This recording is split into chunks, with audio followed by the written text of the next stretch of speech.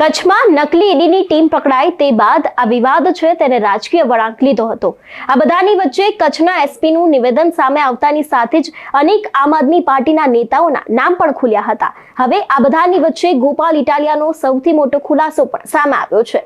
શું છે સમગ્ર વાત જોઈશું આ વિડીયો. નમસ્કાર, હું હંસિની અને તમે જોઈ રહ્યા છો નિર્ભય ન્યૂઝ. કચ્છમાં નકલી ઈડીની ટીમ પકડાઈ તે બાદ અનેક એવા આમ આદમી પાર્ટીના નામ એસપી દ્વારા લેવામાં આવ્યા હતા અને તે નેતાઓને જ લઈને એસપીએ અનેક મોટા ખુલાસા પણ કર્યા હતા. હવે આ વિષયને લઈને ગોપાલ ઇટાલિયા મેદાને આવ્યા છે અને અમારા એડિટર ગોપી ગાંગરે ગોપાલ ઇટાલિયા સાથે વાતચીત કરી હતી. તે સમયે ગોપાલ ઇટાલિયાએ કચ્છના આ વિવાદને લઈને સૌથી મોટો ખુલાસો કર્યો છે. સૌથી પહેલા તો ગોપાલ ઇટાલિયા શું કહી રહ્યા છે તે સાંભળીએ. ગોપાલભાઈ, શું કહેશો? કારણ કે કચ્છમાં તમારા ઉપર એલિગેશન લાગ્યા, એસપી કહી રહ્યા છે કે ઇન્વેસ્ટિગેશનમાં જરૂર પડશે, પૂછતાછ માટે બોલાવશે. તમે તો સીધા જ પોલીસ સ્ટેશને જઈને બેસી ગયા. હા, તો જરૂર પડશે ને બોલાવશે ને એ શું? અમે ગયા ને સામે ચાલી, તો કેમ અમારું નિવેદન ન લીધું? જે એસપી એટલે કોઈ ટપોરી નથી. એસપી બહુ ગંભીર હોદ્દો કહેવાય. કોઈ ટપોરી કે કોઈ માજી બુટલેગર આવીને ગોપાલ ઇટાલિયા આમ આદમી પાર્ટી વિશે બે શબ્દો બોલે તો અમે એને મનમાં ના લઈએ, કેમ કે હવે ટપોરી માજી બુટલેગરોનું શું ચર્ચા કરવાની.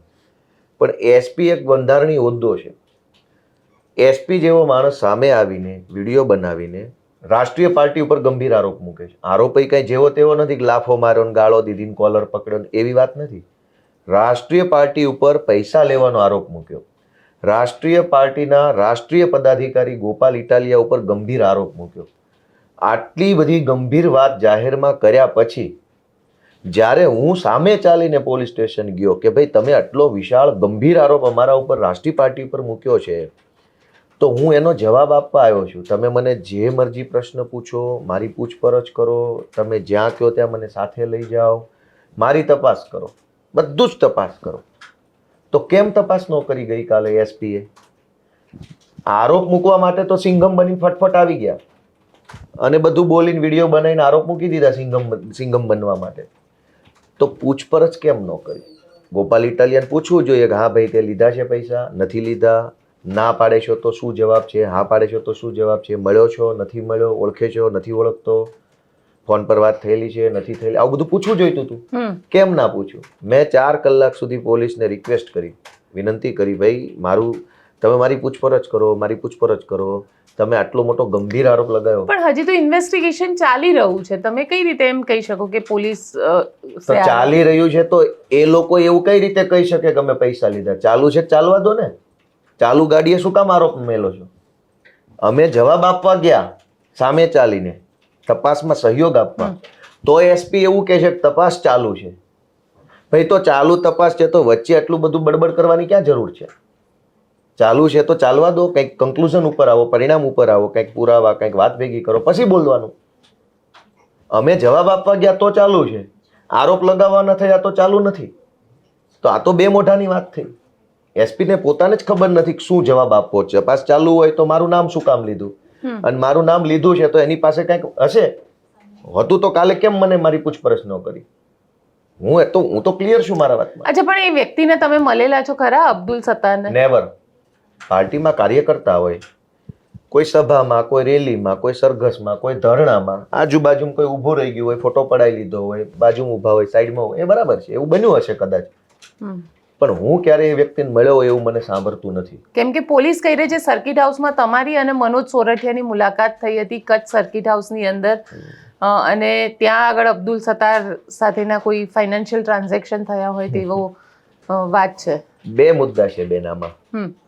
કાં તો કચ્છ પૂર્વના એસપી સાહેબને બુદ્ધિ ઓછી હશે અને કાં એને ભાજપની સરકાર પાસેથી મેડલ લેવો હશે, જે મેડલ ભાજપવાળા નહીં આપે પણ અમારી સરકારમાં અમે એને સન્માનિત કરીશું આ સારી કામગીરી બદલ. જે અબ્દુલ સત્તાર નામના વ્યક્તિએ, આ મારા મોબાઈલમાંથી હું જોઈને બોલું છું કે તારીખ 1/10/2023 રોજ પાર્ટીમાંથી રાજીનામું આપ્યું. ઓફિશિયલ લેટર લખ્યો, એણે બધા વોટ્સએપ ગ્રુપોમાં નાખ્યો, પોતાના ફેસબુકમાં મેલ્યો, વોટ્સએપમાં પર્સનલમાં ઈશુભાઈને, મનોજભાઈને, જિલ્લા પ્રમુખને, સંગઠન મંત્રીને મોકલ્યો કે ભાઈ હું આ પાર્ટીમાં કામ કરવા માંગતો નથી. 1/10/2023 હું કચ્છની અંદર 7મા મહિનામાં 2024માં જુલાઈ 2024માં ગયેલો. હું જ્યારે કચ્છમાં પાર્ટીની મિટિંગ કરવા ગયો એના પહેલા 2023ના 10મા મહિનામાં પાર્ટી છોડી દીધી છે ભાઈએ, તો મને મળવા શું કામ આવે?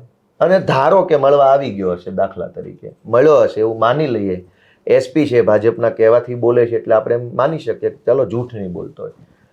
તો 7મા મહિનામાં જુલાઈ 2024માં હું કચ્છમાં ગયો હતો, પાર્ટીની મિટિંગ હતી, સર્કિટ હાઉસમાં રોકાયા હતા, ત્યાં કદાચ આવ્યો હશે, વાત થઈ હશે, બધું જ હશે. એ 7મા મહિના પછી આ નકલી ઈડી વાળી ઘટના ક્યારે બની? ડિસેમ્બરમાં બની. 5 મહિના પછી. 5 મહિના પછી જે ઘટના બની એમાંથી જે રૂપિયા આવ્યા એ પૈસા એને આપમાં ક્યારે આપ્યા? 5 મહિના અગાઉ. એસપી છે, બુદ્ધિ વગરનો માણસ તો નહીં હોય. રિટ્રોસ્પેક્ટિવ વાત કરે છે. મીટિંગ 7મા મહિનામાં થઈ અને પાર્ટીને ફંડ 12મા મહિનામાં આપ્યું. આ કેવી વાત થઈ? કઈ લોજિક, કઈ ધમધડા વગરનો આરોપ, માત્ર મેડલ લેવા. અને આ લોકો શું ભાજપવાળા મેડલ બંધાઈ દેવાના? આ કચ્છ પૂર્વના એસપી સાગર બાદમારને હું એવોર્ડ આપીશ. અમારી સરકાર આવે ત્યારે બહુ સારી રીતે સન્માનિત કરશું અને જાહેરમાં સન્માન કરશું એનું. છોડી નથી દેવાના કોઈને, સન્માનપૂર્વક એનું. કેવી બેન વાત કરો? હું 7મા મહિનામાં કચ્છમાં પાર્ટીની મિટિંગમાં ગયો હતો. એ માણસે 2023માં રાજીનામું આપ્યું. હું 24માં કચ્છમાં ગયો. ઘટના ડિસેમ્બરમાં બની છે અને એમ કહે છે કે આ નકલી ઈડીમાંથી જે પૈસા કમાયો એ પૈસા પાર્ટીમાં આપતો હતો. પણ એ તો નકલી ઈડી ડિસેમ્બરમાં બન્યું. 1 વર્ષ પહેલા તો માણસે પાર્ટી છોડી દીધી છે. એ પછી તો રામવિલાસ પાસવાનની પાર્ટીમાં જોડાઈ ગયો છે માણસ. કચ્છના સાંસદ સાથે એના ફોટાઓ છે. તો કચ્છ પૂર્વના એસપી કચ્છના સાંસદ સાથે ફોટા છે, એના વિશે કેમ કઈ ખુલાસો રજૂ નથી કરતા કે શું સંબંધ છે બેયનો? તો એકદમ વાહિયાત પ્રકારની વાતો કચ્છના એસપીએ કરી છે. એ ખરેખર બહુ જ લોકશાહી માટે યોગ્ય નથી. કેમ કે એસપી લેવલના માણસ ઉપર જનતાને ભરોસો હોય કે ભાઈ પીએસઆઈ નહીં સાંભળે, પીઆઈ નહીં સાંભળે. એટલે તમને શું લાગે છે, પોલિટિકલ સ્ટેટમેન્ટ છે? કચ્છ પૂર્વના એસપી સાગર બાગમારે હર્ષ સંઘવી પાસેથી એવોર્ડ લેવાની આશાએ આ ષડયંત્ર કર્યું છે અને આ કાવતરું કર્યું છે. અને કાવતરાના ભાગરૂપે પોતાની ઓફિસમાં પોતાના એક અંગત વ્યક્તિ પાસે વિડીયો બનાવડાવી અને માત્ર આટલી જ વાત કરી છે. આખી પ્રેસ કોન્ફરન્સ નથી, કોઈ જાહેર પ્રેસ આમંત્રણ નહોતું. માત્ર પોતાના અંગત કોઈ માણસને બોલાયો અને જાણે મીડિયામાં પ્રેસ કોન્ફરન્સ ચાલતી હોય એવો આભાસ ઊભો થાય. વિડીયો જોનારાને એવું લાગે કે પ્રેસ કોન્ફરન્સમાં જવાબ આપે છે, એવું ચિત્ર બને, એવી રીતે વિડીયો બનાવડાયો. અને વિડીયોમાં માત્ર 1-1.5 મિનિટમાં ખાલી ગોપાલ ઇટાલિયા આમ આદમી પાર્ટી જ બોલે છે. આગળ કશું નથી ને પાછળ કશું નથી. તો ષડયંત્રના ભાગરૂપે કચ્છના એસપીએ આ વિડીયો બનાવડાયો છે. આ વિડીયો બનાવીને કચ્છના એસપીએ પોતાના આકા પાસે એપ્રુવલ માટે મોકલ્યો છે. મને અંદરથી વાત જાણવા મળી ગઈ છે, શુભચિંતકોએ કહી છે કે જે માણસ પાસે વિડીયો બનાવડાયો એ વિડીયો એસપીએ પહેલા પોતાના મોબાઈલમાં લીધો, પછી પોતાના આકા જેની પાસેથી એસપીએ મેડલ લેવાનો છે એને મોકલ્યો કે આકા મેં વિડીયો બનાવ્યો છે જુઓ. એટલે પહેલાં કીધું છે વાહ બેટા સરસ, શાબાશ, આગે બઢો. પછી વિડીયો આખા ગામને ફોરવર્ડ કર્યો. તો કચ્છ એસપી પાસે પુરાવા હતા, વાત સાચી હતી, તો પ્રેસ રિલીઝ કેમ જાહેર ન કરી? ઓફિશિયલ પ્રેસ નોટ જાહેર કેમ ન કરી? કોઈ બી ઘટના બને, આ મારા મોબાઈલમાં પ્રેસ નોટ છે, નકલી ઈડીની ઘટના બની તો 5/12/2024ના રોજની પ્રેસ નોટ પોલીસે બહાર પાડી છે અને એમાં 14 જેટલા પોલીસવાળા આ કામગીરીમાં સંકળાયા છે. આટલો મુદ્દામાલ મળી આવ્યો છે, આટલા આરોપી મળી આવ્યા છે, ટોટલ ડિટેલ્સ સાથેની અને મેં પોલીસમાં નોકરી કરી છે, તમે રિપોર્ટિંગ કરો છો. ઘટના કોઈ પણ બને, પ્રેસ રિલીઝ થાય. આ ગોપાલ ઇટાલિયન આમ આદમી પાર્ટીનું નામ આવ્યા પછી પ્રેસ રિલીઝ કેમ નથી? ઓફિશિયલ પ્રેસ રિલીઝ કેમ ન આપી? તો કચ્છના એસપીએ રાજકીય હાથો બનીને હર્ષ સંઘવી પાસેથી મેડલ લેવાની આશાએ ષડયંત્ર કર્યું છે, કાવતરું કર્યું છે. અને હજુ અમે છોડી નથી દેવાના. હજુ તો trial court, session court, supreme court, high court, આયોગ, યુપીએસસી જ્યાંથી આ ભાઈ આવે છે, all India service commission rule, SVP જ્યાં એની ટ્રેનિંગ થઈ છે, એનું એડમિનિસ્ટ્રેશન, હજુ ઘણા રસ્તા બાકી છે. મેડલ તો ભાજપવાળા આપતા આપશે. અમે એટલે અત્યાર સુધી જિગ્નેશ મેવાણી ક્યાંક આઈપીએસ ને આઈએસ અધિકારીઓ સાથે બાદ ભીડતા દેખાયા હતા. હવે ગોપાલ ઇટાલિયા પણ આમાં જોડાઈ ગયા. આઈએસ ને આઈપીએસ સાથે બાંધતા નથી અમે, ભાજપના હાથાઓ હારે બાંધીએ, ભાજપના દલાલો હારે ઝઘડો છે. આઈપીએસ આઈએસ તો ગુજરાતમાં 500 હશે, અમારે ક્યાં બધા હારે લમણાજીક કરવાની છે? શું કામ? હું તો એટલી વિનંતી કરું છું તમારા પ્લેટફોર્મ પરથી, ગુજરાતમાં કોઈ ડાયો માણસ આઈપીએસ વાઈપીએસ હોય, સિનિયર બિનિયર માણસ, તો આ ભાઈ ગૃહમંત્રીને કોઈ બાજુ બેસાડીને કલાક સમજાવે કે આ ધંધા જે થઈ રહ્યા છે ને હાસ્યાસ્પદ છે. ગૃહમંત્રીને આવી શોભા જ ના દે. આવી બધી નાની નાની વસ્તુઓમાં ટ્વીટો કરી અને તમાશો કરવાની વાત છે, એ મંત્રી લેવલે સારી ન લાગે. તમાશો કરવાનું કામ બેન ટપોરીઓનું હોય. એ નાની વાતને મોટી કરીને તમાશો કરીને મજા લે. મંત્રી હોય એ ધીર ગંભીર માણસ હોય. હવે નબળા સલાહકારો બાજુમાં રાખીને આવતી જતી દરેક ઘટનામાં ટ્વીટ ભૂપેન્દ્ર ઝાલાએ 6,000 કરોડનું બૂચ માર્યું. કેમ ટ્વીટ ના કરી હર્ષ સંઘવીએ? પાછો એવોર્ડ આપે છે હર્ષ સંઘવીના હાથે, એને એવોર્ડ આપવામાં આવ્યો ભૂપેન્દ્ર ઝાલાને. ભારતનો શ્રેષ્ઠ બૂચ મારુંનો એવોર્ડ આપ્યો હશે કદાચ એને. તો ટ્વીટ કરો ને કે ભૂપેન્દ્ર ઝાલાએ બૂચ માર્યા, એના કેટલા પૈસા ભાજપ પાર્ટીમાં આપ્યા, અને એને તો ઓફિશિયલ ચૂંટણી ફંડ આપેલું ચેકથી. તો કેમ નથી કોઈ તપાસ થતી? સુરેન્દ્રનગરનો ભાજપનો ચાલુ કોર્પોરેટર હજુ સસ્પેન્ડ નથી કર્યો, એ નકલી સીબીઆઈ તરીકે પકડાયો, હજુ સસ્પેન્ડ નથી કર્યો. કેમ તપાસ નથી થતી?